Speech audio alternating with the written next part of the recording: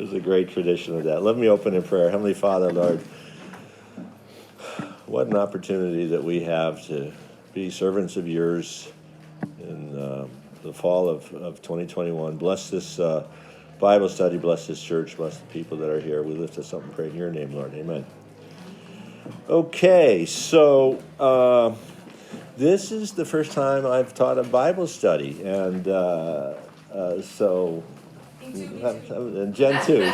So we are both a little tingly on this one, so God's grace. My background is I've been here for a long time. We were talking about that. I came here as a young man in 1980 and stayed, and met Dave in 1980 and such. I started seminary about 4 years ago. 4 years ago. I'm 8 courses into a degree. Still in the workplace, so it's kind of a course a semester. So 8 out of 20. I'm studying for a Master's of Arts in religion. Jen? Yeah. How far along are you on your journey? When did you start? Hi, everyone. Let's see, I've been at TCC for over 20 years now. I started seminary at the same time John did, actually, 4 years ago. I am 21 courses into a 30-course Master of Divinity Show off. program. So I'm almost through most of my biblical studies classes. So, and we both took Carol Kaminsky's class. Which is what we're modeling here. So just why don't you mention the Old Testament courses that you've taken? So I have taken, Hebrew 1 and 2 with Donna Petter.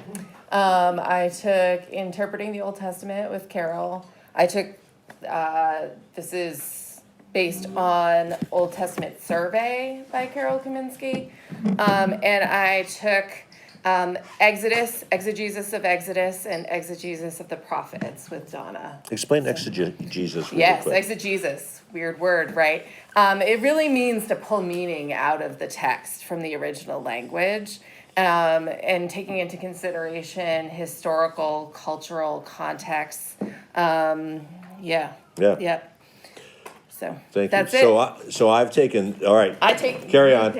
I've taken 3 Old Testament courses. I took the survey that this is based on. And then I took Old Testament 505, the Messiah in the Old Testament, from Gordon Hugenberger, who used to be the senior pastor at Park Street, and this was just an amazing course.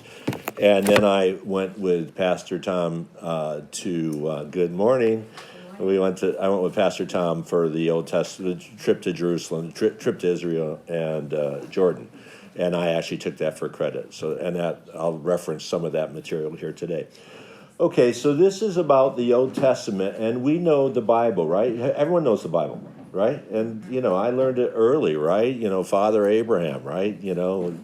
Joshua and the walls of Jericho, and Ruth and Boaz, and, the Patriarchs. What are some of your favorite Bible stories? Just a couple. Shauna, when you think of a Bible story, what do you remember? Well, I'm assuming you're talking about an Old Testament. It could be any, yeah. I've also taken this class, and so I love all of the stories related to Abraham. Yeah, nice. It really sets the foundation. Dan, you got a favorite?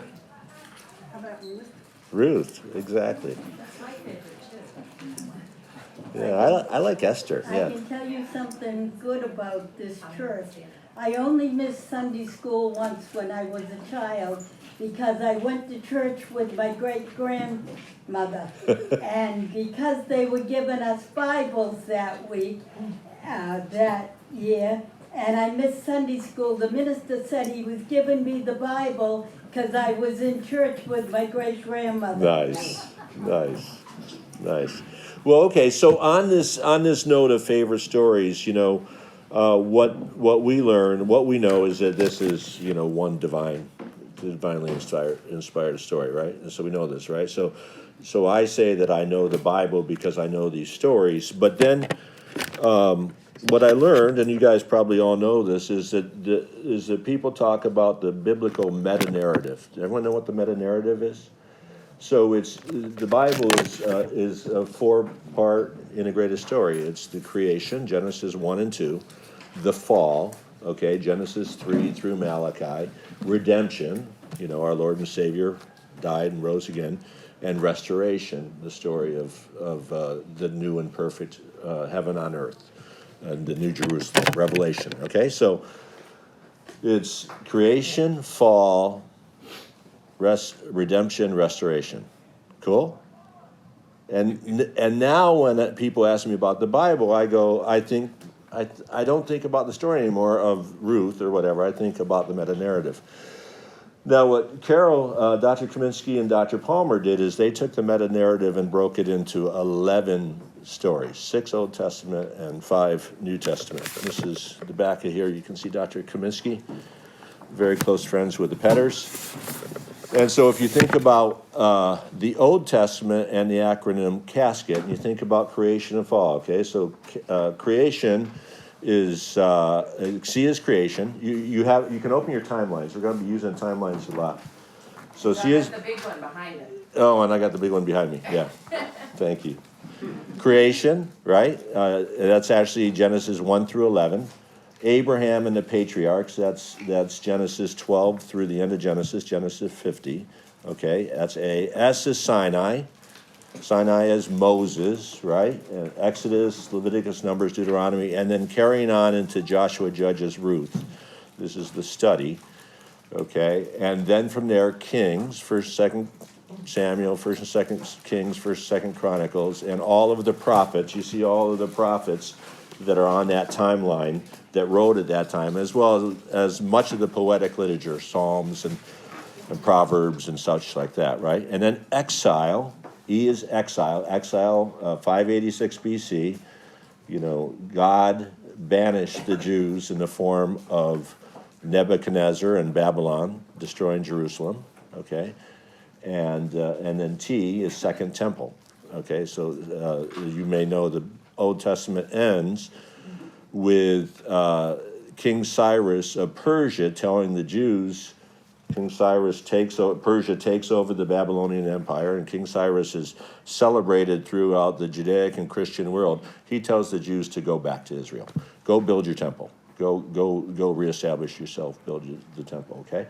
And the Bible, Old Testament, ends with those books, Ezra, Nehemiah, Esther, and then the last 3 prophets, Haggai, Zechariah, Malachi, okay? And the Old Testament ends at 430 BC.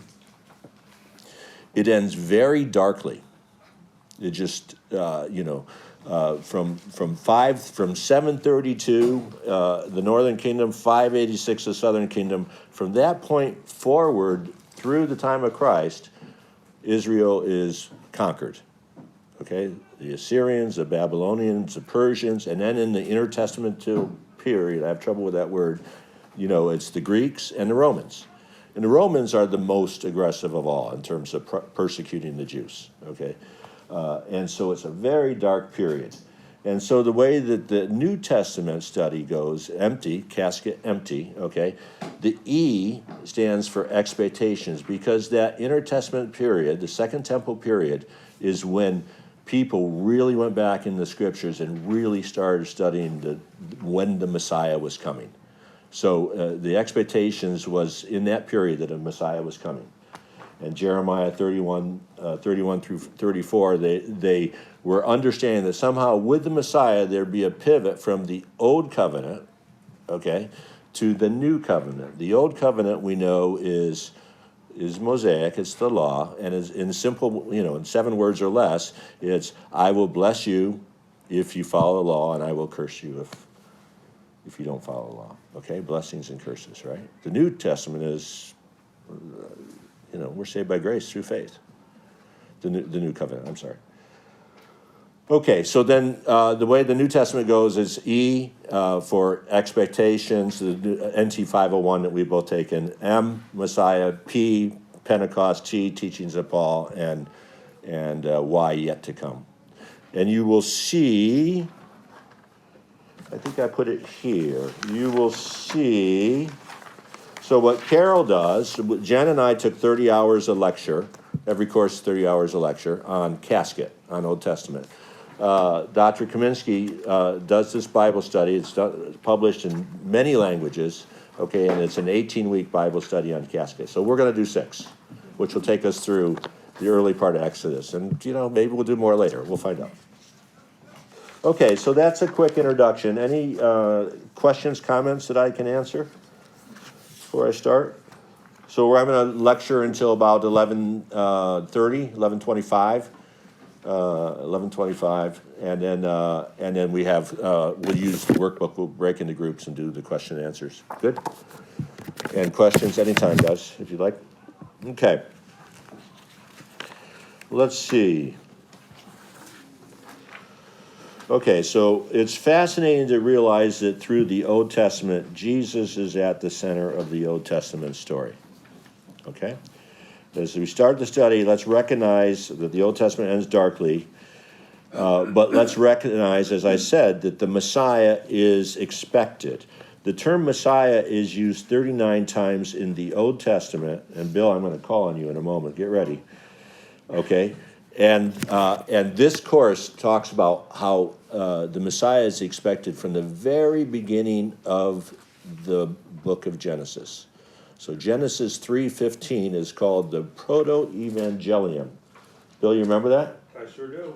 You want to comment? Okay? And so 3:15 is God chastising the serpent, the devil, after the sin. And the last verse is, I will put enmity between you, the serpent, and the woman, and between your offspring, the devil, your offspring, and her offspring. He will crush your head, and you will strike his heel. Okay, so he, the offspring, will crush your head.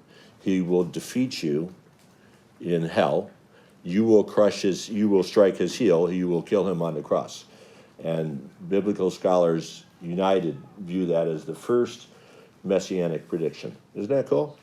Genesis 3:15. Jen may talk more about that next week in creation. Okay, so now just pop open this right here. I'm just going to walk through this real quick. Okay, so I think Jen and I will take the next 2 weeks on creation. She takes creation, I think I take the fall, right? I think that's the way it works, roughly? Yeah. Okay, so creation, these are the way that Carol, Dr. Kaminsky, popularizes the two trees, the tree of life and the tree of good and evil. My notes, there's one God, no substitutes. He's the God of creation. He's the God of today. He's omnipresent, omniscient, omnipotent, all-powerful, all-knowing, all-being, right? We are created in his likeness. Eden is pretty ideal. There is a fall in Genesis 3, and my comment on Genesis, the early part of Genesis, is sin happens quickly. I mean, in Genesis 4, Cain murders Abel. In Genesis 4, Cain's line, this fellow Lamech, I guess is his name, is the most evil of all. In Genesis 6, they talk about the Nephilim, half human, half God. Genesis 7, God feels the need to eliminate the earth with the flood. Okay, Genesis 10, Genesis 11, Tower of Babylon, and then Abraham, but even then, Sodom and Gomorrah. So there's a lot of sin really early in the fallen world. Okay, let's look at Abraham real quick. Now, Abraham and the Patriarchs start in Genesis 11, finish in Genesis 50, and it's on the timeline. People size the timing of Abraham of around 2100 to 1850 in terms of the Patriarchs, and then on to 400 years of captivity. So if you have the maps I sent out, if you have a chance to get on the website and get this, I think this is a couple bucks. This is just a great set of maps here, okay? for this course, specific to this course, okay? Where And, is it available? it's on CASKETempty.com. We'll send that out in an email. And so this is the story of Abraham. So Abraham's father, Terah, started in Ur, down here in Sumeria, Mesopotamia, Babylon, whatever you want to say, right? And this was a great culture. This is one of the two great cultures of the third millennium, okay? The Sumeria and Egypt, very developed, okay? So Abraham and Terah went from Ur to Haran, which is in Syria. We don't know exactly why. We would speculate that they were polytheists. There was not the religion of Ur was polytheism. If you have this handout I have here, you'll see that this great ziggurat of Ur, a temple to the moon god, okay, was built at the time of Abraham in Ur, okay? So year 2000. And so this is going to progress from the patriarchs coming into Canaan, and then, as we know, this chapter ends in Egypt. And just think about, what Egypt was like. Here's the pyramids built in 2500 BC, so 500 years before Abraham, the pyramids of Giza were built. Okay, so the Genesis 12:1 is the call of Abraham. Did I write that down? I did. So this is called the Abrahamic Covenant. It's important in Christianity. It's important in Judaism. It's 3 verses. It's repeated 5 times over the next 10 chapters. Would someone like to read it out loud? Genesis 12:1 through 12:3. Go from your country, your people, and your father's household to the land I will show you. I will make you into a great nation, and I will bless you. I will make your name great, and you will be a blessing. I will bless those who bless you, and whoever curses you, I will curse. And all peoples on earth will be blessed through you. Okay, so the Abrahamic Covenant, God speaks directly to Abraham, as you know, and the timeline shows the gift. So the covenant is the gift. It is through grace that it's given to Abraham. Abraham didn't do anything to deserve it. And he offers 3 things. He offers land, okay, the chosen land. We'll get to that in a moment. Progeny, okay, descendants as numbers of stars in the sky, and blessings, okay? And I like the way that, let's see if I have it here, is repeated later in Genesis to Abraham after he does not sacrifice, offers Isaac, but does not sacrifice Isaac. Genesis 22:18 says, and through your offspring, all nations on earth will be blessed. Okay, through your offsprings, all nations on earth will be blessed. Okay, so this is a second Messiah sighting in the book of Genesis. Very, very cool. All right, and Paul will quote this. Paul will turn, the Jews would want to be descendants of Abraham. Paul will turn descendants of Abraham into all Christians, all believers. Okay, and you'll get that in the New Testament. I can get you copies of that later. Sorry. What, the book of Matthew? The handouts. Oh, The handout. yeah, I thought that you You can guys, send them out by email. I have it in email, yeah, I'll send it to you. Okay, great. Okay, so that's the Abrahamic Covenant, okay? And we'll teach to that coming up. I also thought this was very interesting. In Genesis 15:18, I did not understand this until I was in this course. There's this land thing that, we know that the promised land, that the Jews, can still talk about, right? And it's actually defined in Genesis 15:18 and later on in Deuteronomy. On that day, the Lord made a covenant with Abraham and said, to your descendants I give this land, from the brook of Egypt to the great river, the Euphrates, and then the land of the Kenites, Kenizzites, etc., right? And this is an interesting putting two and two together, or just taking the course. Here's a map of the Davidic and Solomonic empire, okay? And here is the brook of Egypt right here, and here's the Euphrates River right here. You know, and in this land is all the land of the... So during the time of Solomon, David and Solomon, that land was actually under control of the Jews. I've been to Egypt, You have? yes. It's pretty I cool. worked with Fran Rooney and Paul Bandel. Yeah, it's very cool.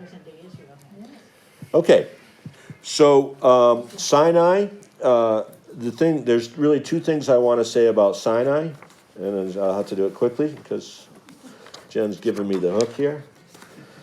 So I told you one already. So the Mosaic Covenant, the Abrahamic Covenant, is independent.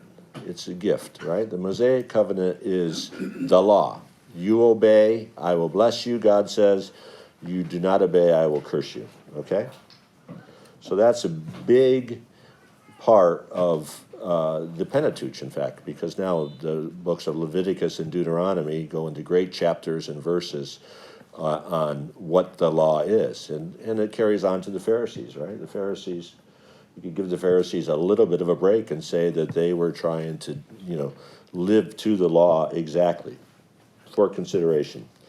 The second thing that I didn't really understand is, and Carol has it, Dr. Kaminsky has it in the book right here. You see here the tabernacle. God will dwell with his people in the tabernacle right here. Okay, so I didn't really know this because I didn't ever study Exodus, I guess. But God actually lived in a tabernacle, right? And I just wrote this verse down. It's here.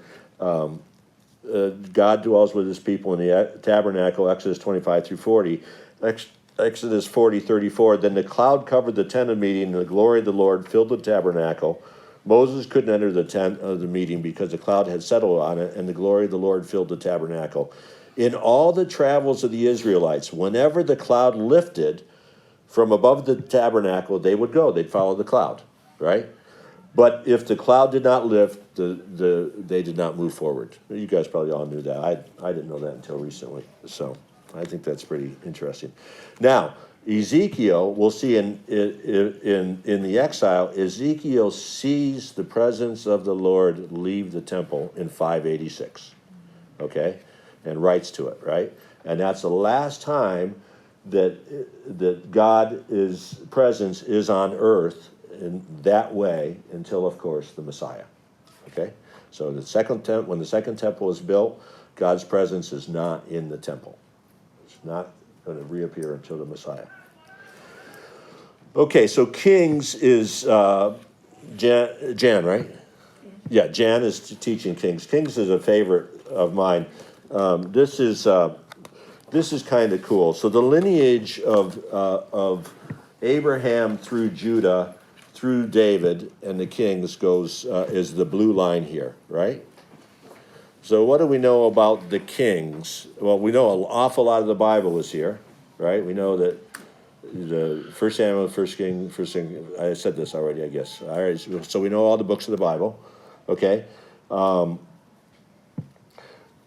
We know that as I just said, the physical, kingdom of Israel peaked during David and Solomon. And from there, it's a very gradual road down to, destruction, right? We know that with Solomon, okay, after Solomon, Rehoboam, his son, followed the advice of his young elders versus old elders and tried to punish or tax the 10 northern tribes, and they formed their own kingdom, the northern kingdom. okay? It's fascinating. These kingdoms, Jerusalem and Bethel, Jerusalem and Samaria, kind of the capitals in northern capital, they're like 15 miles apart. We know that God told, or the prophets told Rehoboam to not attack the northern kingdom, so then it became two kingdoms. The northern kingdom had little success, so it was in only there from 930 BC to 722 BC, okay? And about the most famous story out of the northern kingdom is Ahab and Jezebel squaring off against Elijah and God. We know who won that one, okay? Now the Assyrians, Shalmaneser, Sennacherib, a bunch of famous kings that people know from extra biblical materials, right?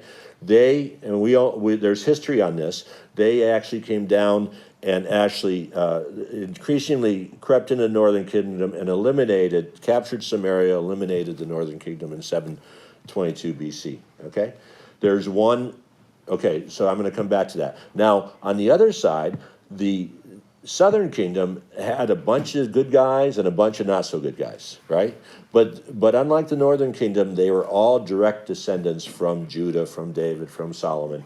There was no breakage of the lineage of the predicted Messiah lineage.